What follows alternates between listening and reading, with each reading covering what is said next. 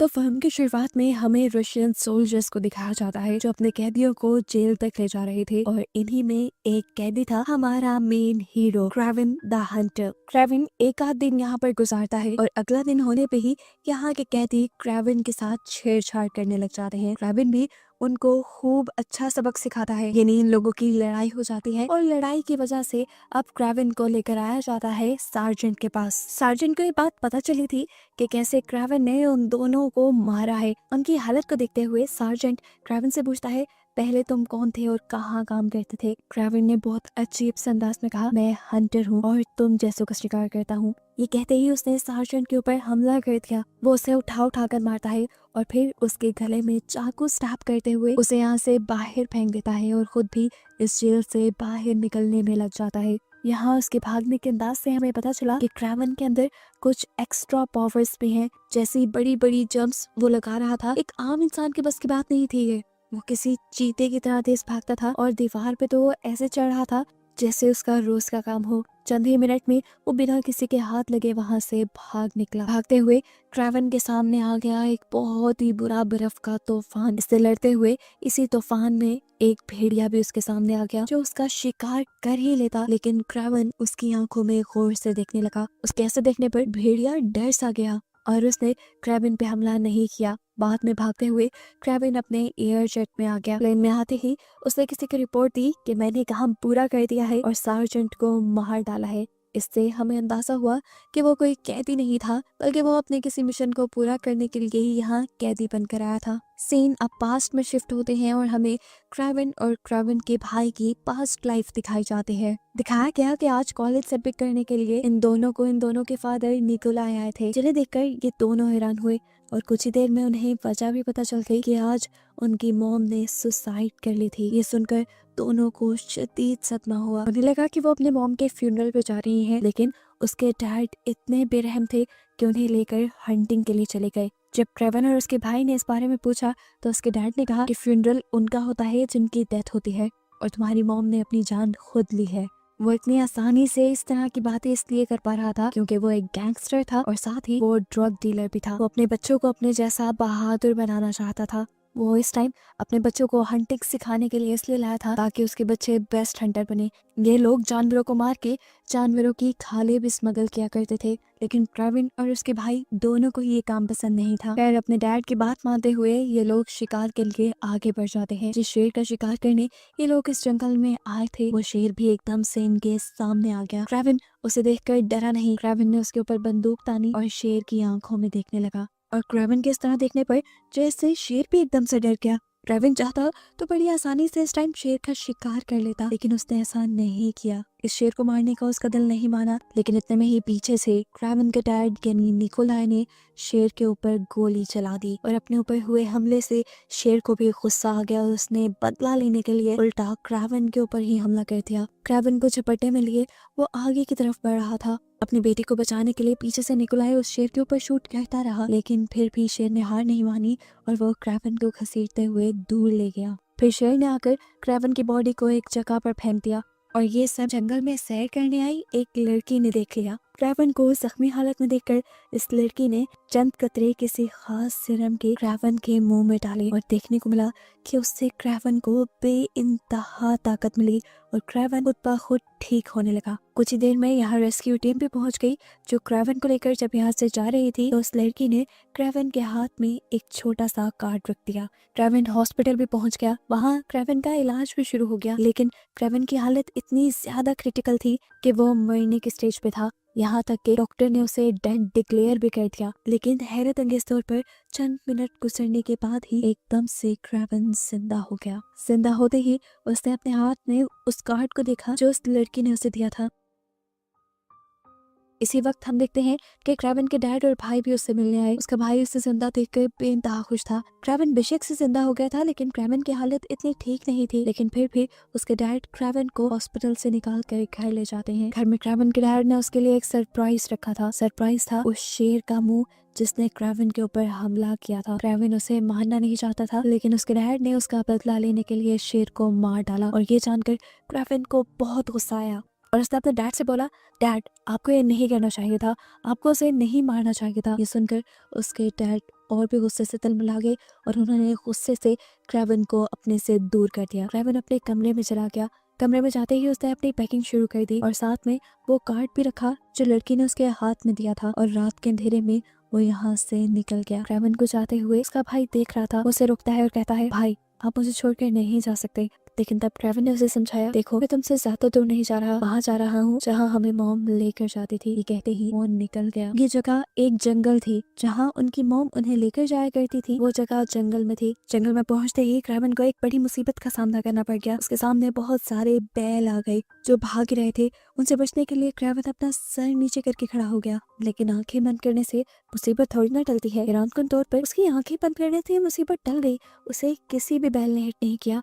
जब उसने सर ऊपर करके देखा तो एक बैल उसे बचाने के लिए उसके सामने खड़ी हुई थी। वो हैरान होकर इस बैल की आंखों में देखता रहा और फिर बैल साइड से होकर चली गई। वो आगे बढ़कर उस कैंप में आया जहाँ उसकी मॉम उनको लेकर आया करती थी। ये जगह बेइंतहा खूबसूरत थी और उसने अब इस जगह रहना शुरू कर दिया। यहाँ पर जानवरों के साथ उसने अपनी एक नई जिंदगी बना ली। उसने जंगल को अपना घर और इन जानवरों को अपना साथी मान लिया। एक दिन जब उसने देखा कि हिरन भाग रही है, उसने हिरन के पीछे हिरन की तरह ही भागना शुरू किया और तब उसे रियलाइज हुआ कि उसके अंदर कोई अजीबोगरीब ताकत है जिसकी वजह से वो हिरन की तरह तेज भाग सकता है। शेर जितनी उसके अंदर ताकत है और बंदरों की तरह बड़े बड़े जंप करके वो लंबे लंबे ऊंचे दरख्तों पे भी चढ़ सकता है। ये सब करते हुए उसे अब बहुत मजा आने लगा था। एक दिन उसने देखा कि जंगल में 2 शिकारी आ गए हैं और उन्होंने भैंसों के ऊपर हमला करके उनके सर काट लिए। ये देखकर क्रेवन को बहुत ज्यादा गुस्सा आया। वो हंटर्स के करीब आया और उन्होंने हंटर से कहा, तुम्हें ऐसा नहीं करना चाहिए था। हंटर्स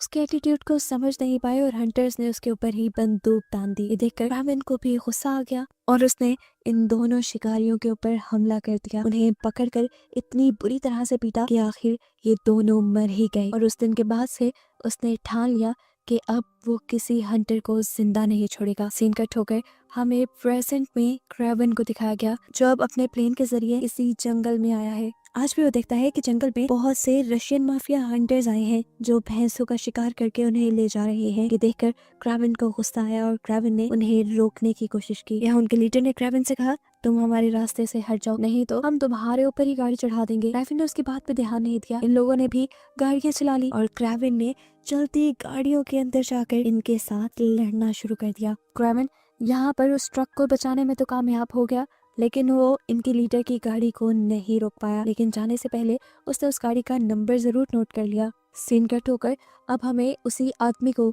उसी लीडर को अपने ऑफिस में दिखाया गया। वो अपने बॉस से मिलने के लिए आया था, उन्हें रिपोर्ट करने आया था अच्छे काम की। लेकिन जैसे ही कुर्सी पीछे मुड़ी तो वो इंसान हैरान परेशान रह गया क्योंकि यहाँ पे उसकी बॉस की जगह क्रेवन था। वो इस बात पे भी हैरान था कि क्रेवन उससे पहले यहाँ कैसे पहुंच गया। क्रेवन ना सिर्फ उससे पहले यहाँ पहुंचा था बल्कि यहाँ आते ही उसने इस आदमी के बॉस को भी मार डाला था। वो अब आंद्रे से पूछता है, तुम्हें किस तरह मारा जाए? रुको मैं अपनी डायरी देख लूं, तुम मेरी लिस्ट में हो भी या नहीं। उसने अपनी डायरी देखी तो ये सामने खड़ा हुआ आदमी भी उसकी डायरी में था। असल में डायरी में क्रेवन उन सारे बुरे लोगों के नाम लिखता था जिनको वो मारना चाहता था।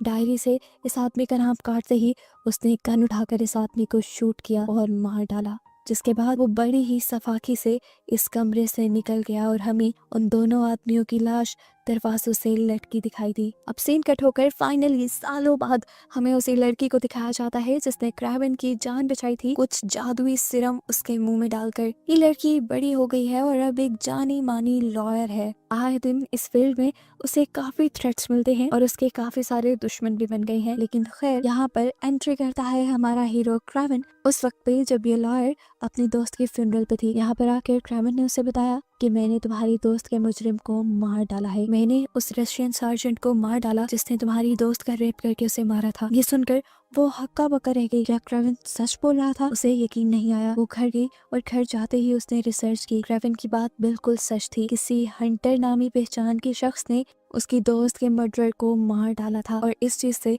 वो जान गई कि हंटर कोई और नहीं हमारा क्रेवन ही है। क्रेवन ने लॉयर को वो कार्ड भी दिखाया था जो लॉयर ने बचपन में उसके हाथ में रखा था। ये देखकर वो शॉक रह गई कि उस लड़के ने आज तक उसे याद रखा हुआ था। यहाँ पर अब वो लड़की क्रेवन से कहती है, मैं जान गई हूँ तुम ही हो हंटर जो सारे माफियाज को मार रहे हो, लेकिन मेरी नजर में तो तुम भी मुजरिम हो, मर्डर तो तुम भी कर रहे हो। जवाब में क्रेवन ने कहा, मुझे इससे फर्क नहीं पड़ता। वो अब अपनी डायरी निकाल के इस लॉयर को देता है और उससे कहता है कि तुम इस फील्ड में हो, आए दिन मुजरिम तुम्हारी अदालत से छूट जाते हैं। बस मैं चाहता हूँ कि तुम उन मुजरिमों का नाम मुझे इस डायरी में लिख दो ताकि मैं उन सारे बुरे लोगों का इस दुनिया से सफाया कर दूं। ना चाहते हुए भी ये लॉयर वो डायरी पकड़ चुकी थी। सीन कट होकर अब हमें राइनी नाम के एक आदमी से मिलवाया जाता है जो भी एक माफिया ही है। हर तरह के बुरे काम में तो वो इन्वॉल्व रहता है। अब यहाँ उसे एक हैरान कर देने वाली खबर ये पता चलती है कि उसका सबसे बड़ा दुश्मन जो कि एक गैंगस्टर था उसे किसी ने मार दिया है। ये बात जानकर वो हैरान हुआ। कौन बहादुर हो सकता था जिसने उस शख्स को मार दिया। उसे अपने दुश्मन की मौत से कुछ लेना देना नहीं था, लेकिन अब वो अपने आदमी से कहता है कि हमें उस आदमी से हाथ मिला लेना चाहिए जिसने हमारे दुश्मन को मारा, नहीं तो वो एक दिन हमारा भी काम करना मुश्किल कर देगा। साथ ही साथ अब राइनो अपने दुश्मन के बिजनेस को भी टेक ओवर करना चाहता था। वो जब उस आदमी के यानी अपने दुश्मन के आदमियों से मिलने गया तो गुस्से में उन्होंने राइनो को गोलियों से भून डाला, लेकिन हैरान कुन तौर पे राइनो को कुछ भी नहीं हुआ, वो मरा ही नहीं। उसका जिस्म देखने पे पता चला उसका जिस्म तो जैसे किसी पत्थर का बन गया था और ये काम किया था उसने किसी अजीब तरह के सीरम को अपने अंदर इंजेक्ट करते हुए। जब ये लोग राइनो की बॉडी को देखकर हैरान हो रहे थे तभी मौका देखते हुए राइनो के छुपे हुए स्नाइपर्स ने उनके ऊपर गोलियां मार के उन्हें भी मार डाला। अब यहाँ पर जिंदा बचा था एक ही मॉरिस नाम का आदमी जो डर कर राइनो के साथ हाथ मिला लेता है। शाम हो गई। देखने को मिला कि क्रावन के डैड यानी निकोलस ने भी मॉरिस को अपने पास बुलाया है बिजनेस डील के लिए। अब जैसा हम जानते हैं कि वो तो पहले से ही राइनो के साथ हाथ मिला चुका था, तो वो राइनो के दुश्मन यानी निकोलस के साथ क्या करता। मालूम हुआ कि वो राइनो के ही कहने पर निकोलस को मारने के लिए आया है अपने आदमी लेकर। उसके एक ही इशारे पर उसके आदमी यहाँ निकोलस के आदमियों के ऊपर हमला शुरू कर देते हैं, लेकिन निकोलस के ही पास आकर उसे मारना इतना भी आसान नहीं था। निकोलस ने यहाँ मॉरिस और उसके सारे आदमियों को मरवा दिया और ये बात जानकर अब राइनो गुस्से से पागल हो गया। खैर उसी दौरान अब राइनो को खबर मिलती है कि उस आदमी का इन्होंने पता चला लिया है जिसने राइनो के दुश्मनों को मारा था, जिसके बारे में जानकर वो कुछ बोला तो नहीं लेकिन उसके एक्सप्रेशन बता रहे थे कि उसके दिमाग में अब बड़ी गेम चल रही है। यहाँ देखने को मिला कि क्रेवन दीवारों पर चढ़ते हुए खिड़कियां फैलाते हुए अपने भाई के पास आया है क्योंकि आज है उसके भाई का बर्थडे जो वो उसके डैड के बाहर में ही सेलिब्रेट करते हैं। ये दोनों जब सेलिब्रेट कर रहे थे तो यहाँ पर उसके डैड भी आ गए। उसके डैड ने उसे समझाया कि बेटा हम फैमिली हैं, तुम हमसे इतना दूर क्यों चले गए हो, तुम्हें हमारे पास आकर रहना चाहिए। लेकिन उनकी बातों का क्रेवन पर कोई असर नहीं था। खैर इन्होंने अपनी पार्टी एंजॉय की, जिसके बाद क्रेवन अपने भाई को छोड़ने के लिए घर आया क्योंकि उसका भाई बहुत ज्यादा ड्रंक था। वो वापस जाने ही वाला था कि उसके भाई ने उसे रोक लिया कुछ इस तरह से कि वो इनकार ही नहीं कर पाया। अपने भाई की बात मानते हुए वो जाकर सोफे पे सो गया, लेकिन वो जंगल में रहने का आदी हो गया था। सोफे पे उसे कैसे नींद आती, उठकर वो बाहर गार्डन में गया और वहां सो गया। सुबह जब उसकी आंख खुली तो वो अपने भाई को जगाने के लिए आया, लेकिन उसे देखने को क्या मिलता है कि उसका भाई तो बेड पे है ही नहीं और बेड पे खून के निशान है, जिसका साफ मतलब है कि कोई उसके घर में घुसकर उसके भाई को किडनैप करके ले गया है। शुक्र था कि वो लोग अभी दूर नहीं गए थे। क्रेवन की नजर उनके ऊपर पड़ गई और क्रेवन ठीक अपने भाई के कमरे से ही बिल्डिंग के नीचे जंप करते हुए उनके पीछे भागने लगा। क्रेवन इनकी गाड़ी को रोकने की अब कोशिश में था। वो गाड़ी के ऊपर चढ़ के गाड़ी की फ्रंट विंग तोड़ने की कोशिश करता है, लेकिन ये बुलेट प्रूफ थे। उसने खिड़की भी तोड़ने की कोशिश की, लेकिन बदकिस्मती से वो एक झटके से कार से नीचे गिर गया और ये लोग कार भगाते हुए उसके भाई को वहां से दूर ले गए। आगे जाने पे ये लोग हेलीकॉप्टर के जरिए उसके भाई को कहीं और लेकर जा रहे थे। क्रेवन ने अपने भाई को बचाने के लिए पास पड़ी एक शिप पे से रस्सी की सीढ़ी उठाकर उस हेलीकॉप्टर के ऊपर चढ़ने की भी कोशिश की, लेकिन हेलीकॉप्टर की तेज स्पीड ने उसका ये इरादा नाकाम कर दिया और वो पानी में गिर गया। पानी से निकलकर परेशान क्रेवन अब लॉयर के पास आता है और उसे सारा मसला बताता है कि किस तरह किसी ने उसके भाई को किडनैप कर लिया है। वो यहाँ पर इसलिए आया था कि लॉयर पता करवाए कि आखिर वो कौन है जिन्होंने उसके भाई को किडनैप करवाया है। उसके कहने के मुताबिक लॉयर अपने आदमी के जरिए उसे पता भी करवा देती है कि इस टाइम उसका भाई है कहाँ। खैर ये बात तो क्रेवन को अपने डैड के जरिए भी पता चल गई थी कि उसके भाई को किडनैप करने वाले भी माफियाज हैं और उन्होंने पैसों के लिए उसके भाई को किडनैप किया है। वो अपने डैड से कहता है तो हाँ फिर प्रॉब्लम क्या है, दे देना आप उन्हें पैसे। जवाब में उसके डैड बोले अगर मैंने उन्हें पैसे दे दिए तो वो मुझे कमजोर समझेंगे और मैं कमजोर साबित नहीं करना चाहता अपने आप को, चाहे इसमें मेरा बेटा क्यों ना मारा जाए। ये सुनकर क्रेवन को बहुत ज्यादा गुस्सा आया और वो समझ गया कि अब अपने भाई की जान वो खुद ही बचा सकता है। सीन कट होकर दिखाया गया कि एक आदमी ने आकर उस लॉयर को किडनैपर्स के बारे में और इन्फॉर्मेशन दी है, उनकी लोकेशन तक का पता चला लिया है। ये देखकर वो लॉयर बहुत खुश हुई और देखने को मिला कि सिर्फ 5 मिनट बाद ही वही आदमी जाकर राइनो के एक बंदे से मिला और यहाँ पे हमें ये रिवील हो गया कि असल में वो किडनैपर कोई और नहीं बल्कि राइनो के ही आदमी है और राइनो किसी तरह क्रावन को ट्रैप करना चाहता है, इसीलिए वो अपनी सारी इन्फॉर्मेशन खुद ही क्रावन तक पहुंचा रहा है ताकि क्रावन उसका पीछा करते करते उस तक पहुंचे। अब राइनो के प्लान के बिल्कुल मुताबिक वो लॉयर क्रावन को किडनैपर्स की लोकेशन बताती है और क्रावन उसकी बताई लोकेशन पे अपने भाई को बचाने के लिए भी पहुंच जाता है। वहां पहुंचते ही उसने गार्ड्स से लड़ना शुरू कर दिया। गार्ड्स के पास गन्स भी थी हालांकि, लेकिन फिर भी क्रावन बहुत ही आसानी से एक वक्त में दो गार्ड्स से लड़ पा रहा था। वो 2 गार्ड्स को मारकर उनकी स्नाइपर ले लेता है और उससे बाकी लोगों को मारते हुए उस रूम तक पहुंचता है जहां पर उसके भाई को किडनैप करके रखा गया था। इससे पहले कि वो अपने भाई को छुड़वाता, वो यहाँ इनके लीडर के साथ लड़ने लग जाता है और लड़ते लड़ते जब वो खिड़की के पास ही था तब उसे एहसास हुआ कि ये सब उसके लिए ट्रैप है, क्योंकि जिस खिड़की के साथ वो लगा वो खिड़की टूट गई और ये लोग नीचे गिर गए। इन लोगों के नीचे गिरते ही ऊपर से बहुत सारे पत्थर, बड़े बड़े पत्थर इन लोगों के ऊपर छोड़ दिए गए, जिनके अंदर दबकर राइनो को लगा कि क्रावन और उनका आदमी मारा गया होगा। उसके मरते ही राइनो बहुत ज्यादा खुश था, वो जोर जोर से हंस रहा था। वो क्रावन के भाई को भी छोड़ देता है और उसे अब क्रावन की सच्चाई बताता है कि क्रावन ही है दी हंटर जो सारे माफियाज को और बुरे बुरे लोगों को चुन चुन कर मार रहा है।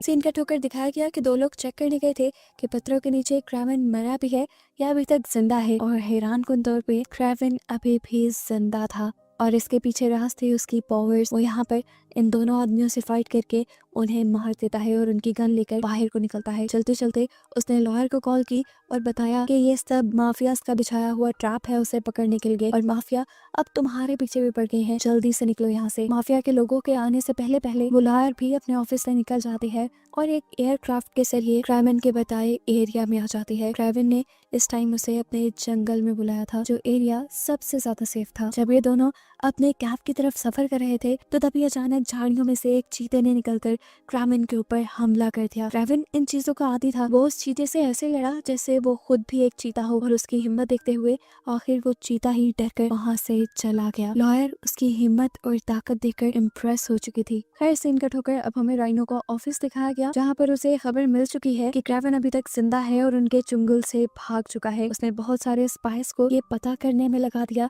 कि आखिर क्रावन उन्हें मिलेगा कहाँ, और तब एक स्पाई ने उसे आकर एक फूल दिया। ये एक जंगली फूल था जो वहां से मिला था जहां इन्होंने क्रावन को पत्थरों के नीचे दबाया था। वो स्पाई बताता है इस चीज से हम अंदाजा लगा सकते हैं कि क्रावन जंगलों में रहता है और जंगलों में ये फूल कहाँ मिलता है मैं अच्छे से जानता हूँ। मतलब ये कि अब माफियाज को क्रावन की लोकेशन पता चल गई है। जहाँ जंगल में अब क्रावन को लॉयर के साथ दिखाया जाता है। वो उससे पूछता है कि तुमने बचपन में जो मेडिसिन मुझे खिलाई थी क्या वो तुम्हारे पास अभी है? क्या तुम जानती हो वो कहाँ से मिलेगी? वो बहुत ताकतवर थी और मुझे आज दोबारा उसकी जरूरत है। लॉयर उसे कहती है नहीं, मैं उस मेडिसिन के बारे में कुछ नहीं जानती, वो सिरम मेरी ग्रैंड माँ ने बनाया था, उन्हें जड़ी बूटियों के बारे में बहुत पता था। क्रावन उससे कहता है क्या तुम्हारी ग्रैंड माँ अभी भी ये सीरम बना सकती है? जिसका वो जवाब देती है नहीं, क्योंकि मेरी ग्रैंड माँ अब मर चुकी हैं और इस सीरम के बारे में कोई और नहीं जानता। यहाँ देखने को मिला कि राइनो और उसके सारे लोग तेजी से जंगल की तरफ बढ़ रहे हैं जहाँ राइनो के स्पाई आदमी के पास एक खास किस्म का इंजेक्शन है जिससे वो क्रावन की जान लेने वाला है। जंगल में पहुंचकर राइनो के आदमी जंगल में चारों तरफ फैल जाते हैं और वो जगह ढूंढने लग जाते हैं जहाँ पे वो खास किस्म के फूल लगे हुए थे जिसके पास क्रावन रहता था। क्रावन भी ये बात जान गया था कि अब वो लोग यहाँ पर पहुंच चुके हैं। उसे इस चीज का पहले से भी अंदाजा था कि ये सारे माफिया कभी ना कभी उसका पीछा करते हुए यहाँ जरूर आएंगे, इसीलिए पहले से पहले उसने बहुत सारे ट्रैप बना के रखे थे। राइनो के बहुत सारे आदमी उन ट्रैप्स का शिकार हो गए और बाकियों के ऊपर क्रावन ने खुद हमला करना शुरू कर दिया और उनकी चीखने चिल्लाने की आवाजों से राइनो ने अंदाजा लगा लिया कि क्रावन उनके सामने आ चुका है। यहाँ हमें पता चला कि राइनो के साथ जो दूसरा आदमी आया था, जो स्पाई था, वो असल में एक जादूगर था। जब उसका और क्रावन का मुकाबला हुआ तो वो बार बार अपने जादू से बचता रहा और अपने जादू से ही ट्रिक करते हुए उस आदमी ने क्रावन के जिस्म के अंदर वो जहरीला इंजेक्शन भी इंजेक्ट कर दिया जिससे वो बस मर ही जाता। ये जादूगर अब गिरे हुए क्रेविन के ऊपर शूट भी करने वाला था, लेकिन उससे पहले ही हमें गोली की आवाज सुनाई थी और देखने को मिला कि लॉयर ने पीछे से इस आदमी के ऊपर ही हमला करके इसे मार दिया था। जिसके बाद वो अब जख्मी क्रेविन के पास आई। वो मरने की स्टेज पे था कि ठीक वक्त पर इस लड़की ने उसे दोबारा वही सीरम पिलाया जो उसकी दादी ने बनाया हुआ था। यानी पहले उसने झूठ बोला था कि ये सीरम उसके पास नहीं है, ये सीरम उसके पास था, जिसकी मदद से उसने इस मरतबा भी क्रेविन की जान बचा ली। खैर उस मेडिसिन को पीते ही क्रेविन को दोबारा से होश आ गया और वो जिंदा हो गया। ना सिर्फ जिंदा हुआ, उसके सारे जख्म भी अब ठीक हो चुके थे। दूसरी तरफ राइनो को दिखाया जाता है, जिसे अपने आदमियों के जरिए ये बात पता चली कि उस जादूगर ने क्रेविन की जान ले ली है। ये जानकर वो बहुत खुश हुआ और सब लोगों को लेकर वापस आने लगा, क्योंकि उसका मिशन पूरा हो चुका था। अब उसका कोई ऐसा दुश्मन नहीं रहा था जो उसे मार सके। ये लोग इस जंगल से बाहर निकल ही रहे थे कि एक बड़ी मुसीबत इनके सामने आ गई। भैंसों का एक बहुत बड़ा झुंड इनकी तरफ बढ़ने लगा। इन्हें देखकर राइनो घबरा गया और राइनो ने अपने जिस्म में वही सीरम इंजेक्ट किया जिससे वो पत्थर का बन जाता है। देखते ही देखते सारी भैंसें उनकी गाड़ियों के ऊपर हमला कर देती हैं, जिसकी वजह से उनकी गाड़ियां भी टूट जाती हैं और उसके काफी आदमी भी मारे जाते हैं। लेकिन खुद राइनो अब किसी भैंस से भी ज्यादा बड़ा बन गया था। वो एक पत्थर का बन गया था। यहाँ अब क्रेविन ने भी एंट्री कर ली थी राइनो को मारने के लिए। राइनो उसे देखकर और भी ज्यादा गुस्से में आ गया। क्रेविन उसके इतने बड़े जिस्म से भी बिना डरे उसके ऊपर आकर हमला करने लग जाता है। लेकिन साफ जाहिर था कि इस टाइम क्रेविन की ताकत कम थी और इस आदमी की ताकत ज्यादा। इस टाइम क्रेविन भी समझ गया कि उसे ताकत से नहीं बल्कि दिमाग से लड़ना होगा। वो एक रॉड से राइनो के जिस्म के उस हिस्से पर हमला करता है जहाँ से वो अपने अंदर सीरम इंजेक्ट किया करता था। ऐसा करने पे वो कमजोर पड़ गया, जिसके बाद रावण ने उसे रस्सी से बांधा और उसकी रस्सियों को गोल गोल घुमाकर भैंसों के सींग के साथ बांध दिया। भैंसें जो पागलों की तरह भाग रही थी वो राइनो को घसीट घसीट कर यहाँ से ले जाने लगी। गोल गोल घूमते हुए घिसटते हुए उसकी हालत बिल्कुल पत्ती हो गई। यहाँ राइनो बिल्कुल मरने वाला था, लेकिन ट्रेवन को उस पे अभी भी इतना शदीद गुस्सा था कि वो गोलियां मार के उसकी जान लेना चाहता था। लेकिन ठीक वक्त पर आकर यहाँ ट्रेवन के भाई ने उसे रोक दिया और तब ट्रेवन ने राइनो से सवाल किया कि बताओ वो कौन था जिसने मेरी वीडियो तुम तक पहुंचाई थी, जिसने तुम्हें मेरे बारे में बताया। ये सुनकर राइनो हंसने लगा और बोला तुम नहीं जानते, वो तुम्हारे डैड ही थे जिसने तुम्हारे बारे में मुझे बताया था। ये सुनकर क्रेविन तो जैसे टूट सा गया। क्रेविन अपने डैड की इस घटिया हरकत के पीछे वजह जानने के लिए जब उनके पास गया तो डैड ने बताया कि मैं पहले से ही जानता था तुम माफियाज को और बुरे लोगों को मार रहे हो और मेरे बिजनेस में सबसे बड़ा दुश्मन था राइनो। ना मैं उसे हरा पा रहा था और ना ही उससे दोस्ती का हाथ मिला पा रहा था। फिर एक दिन उसने मेरे ही एक साथी को मरवा दिया और उसके पूरे बिजनेस पे कब्जा कर लिया, हालांकि वो बिजनेस मेरा होना चाहिए था। गुस्सा मुझे बहुत आया, लेकिन मैं जानता था मैं राइनो से बदला नहीं ले सकता, इसीलिए मैंने राइनो को उकसाया तुम्हारे खिलाफ। मैं जानता था वो जब तुम पे और तुम्हारे भाई पे हमला करेगा तुम उसे छोड़ोगे नहीं और तुमने ऐसा ही किया। ऐसे अपने डैड के ही प्लान पे खेलते हुए ट्रेवन ने अपने डैड का रास्ता साफ कर दिया था और अब उसके डैड भारी पोजीशन में थे, एक बड़े माफिया बन रहे थे और ये चीज क्रेविन को कहाँ बर्दाश्त थी। क्रेविन तो चुन चुन कर सभी बुरे लोगों को मार रहा था, तो क्या वो अपने डैड के लिए इंसाफ ना करता। वो अपनी डैड की सारी बात सुनकर उठकर यहाँ से चला जाता है। इसके बाद देखने को मिला कि एक भेड़िया ने उसके डैड के ऊपर हमला कर दिया। ये हमला उसने क्रेविन के ही इशारे पे किया और क्रेविन अपने डैड को बचाने तक ना आया, क्योंकि वो जानता था कि उसके डैड का भी यही अंजाम होना चाहिए। जिसके बाद मूवी के पोस्ट क्रेडिट सीन में हमें क्रेविन को उसके भाई के साथ खुश दिखाया जाता है। अब वो अमन की जिंदगी गुजार रहा है। माफिया क्योंकि खत्म हो गए हैं तो उसने ऐसे काम भी छोड़ दिए। ये दोनों अब खुश हैं और इन्हीं को दिखाते हुए ये मूवी यहाँ खत्म हो जाती है।